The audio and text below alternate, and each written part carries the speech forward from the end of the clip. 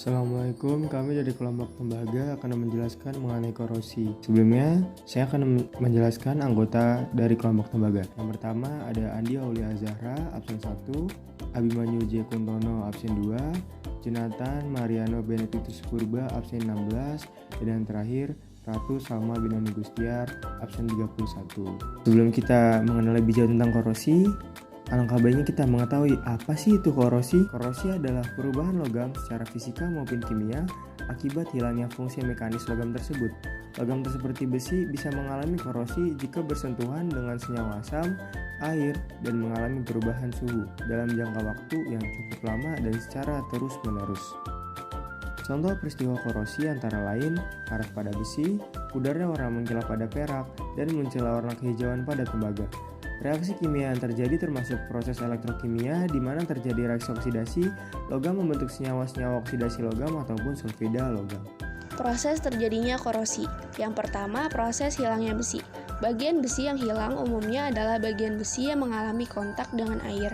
Bagian ini disebut dengan daerah anoda, di mana reaksi oksidasi besi terjadi. Fe bereaksi menjadi Fe2+ ditambah 2 elektron dengan nilai potensial min 0,44 volt. Selanjutnya ada proses pembentukan karat. Ion-ion Fe2+ yang terbentuk pada daerah anoda terdispersi dalam air dan bereaksi dengan O2 membentuk Fe3+ dalam karat. Keseluruhan reaksi pada proses ini adalah 2 Fe2+ ditambah setengah O2 ditambah 2 plus N H2O bereaksi menjadi Fe2O3 NH2O ditambah 4H+. Faktor penyebab korosi. Yang pertama, air dan kelembapan udara. Dilihat dari reaksi yang terjadi pada proses korosi, air merupakan salah satu faktor penting untuk berlangsungnya korosi. Udara lembab yang banyak mengandung uap air akan mempercepat berlangsungnya proses korosi. Yang kedua, elektrolit. Elektrolit merupakan media yang baik untuk terjadinya transfer muatan. Hal ini mengakibatkan elektron lebih mudah untuk diikat oleh oksigen di udara. Air hujan banyak mengandung asam, sedangkan air laut banyak mengandung garam. Oleh karena itu, air hujan dan air laut merupakan penyebab korosi yang utama. Yang ketiga, permukaan logam yang tidak rata. Permukaan logam yang tidak rata memudahkan terjadinya kutub-kutub muatan yang akhirnya akan berperan sebagai anode dan katode. Permukaan logam yang licin dan bersih akan menyebabkan korosi sulit terjadi, sebab kutub-kutub yang akan bertindak sebagai anode dan katode sulit terbentuk.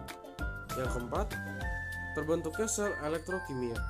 Jika dua logam yang berbeda potensial bersinggungan pada lingkungan berair atau lembab, dapat terbentuk sel elektrokimia secara langsung. Logam yang potensinya lebih rendah akan segera melepas elektron ketika bersentuhan dengan logam yang potensialnya lebih tinggi, serta akan mengalami oksidasi oleh oksigen dari udara.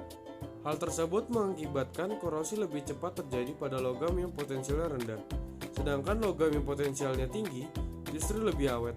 Sebagai contoh, paku keling yang terbuat dari tembaga untuk menyambung besi akan menyebabkan besi di sekitar paku keling tersebut berkarat lebih cepat.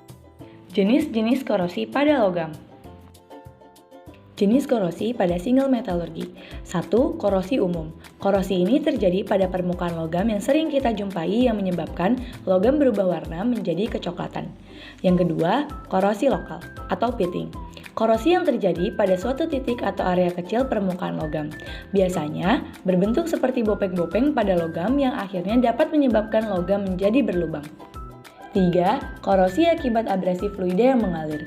Korosi ini biasanya terjadi pada pipa-pipa yang dialiri oleh fluida, baik berupa gas maupun cairan yang terjadi secara terus-menerus. 4. Korosi di celah-celah sempit. Korosi ini biasanya terjadi pada celah-celah sempit suatu logam, misalkan pada ulir baut yang dapat menyebabkan baut menjadi patah ketika diputar. Selanjutnya, ada jenis korosi pada logam alloy. 1. Korosi putih. Korosi ini disebut korosi putih atau white rust karena secara visual terlihat berwarna putih. White rust biasanya terjadi pada perpaduan logam yang mengandung seng atau zinc yang terkena zat bersifat alkali atau basa seperti hidrogen dan oksigen. Kedua, korosi galvanik. Korosi galvanik timbul pada dua logam yang dipadukan, di mana dua logam tersebut memiliki deret galvanik yang berbeda. Deret galvanik adalah tingkat kemudahan suatu logam mengalami terjadinya korosi. Selanjutnya, cara mencegah korosi. Yang pertama, mengontrol atmosfer agar tidak lembab dan banyak oksigen. Yang kedua, melakukan pelapisan logam, diantaranya pengecetan, melapisi dengan oli dan minyak, memberi lapisan plastik, electroplating, pelapisan krom, pelapisan timah, dan oxide coating. Yang ketiga, galvanisasi. Yang keempat, cerodizing. Yang kelima, pelindungan katodik. Dan yang terakhir, dibentuk panduan logam atau alloy.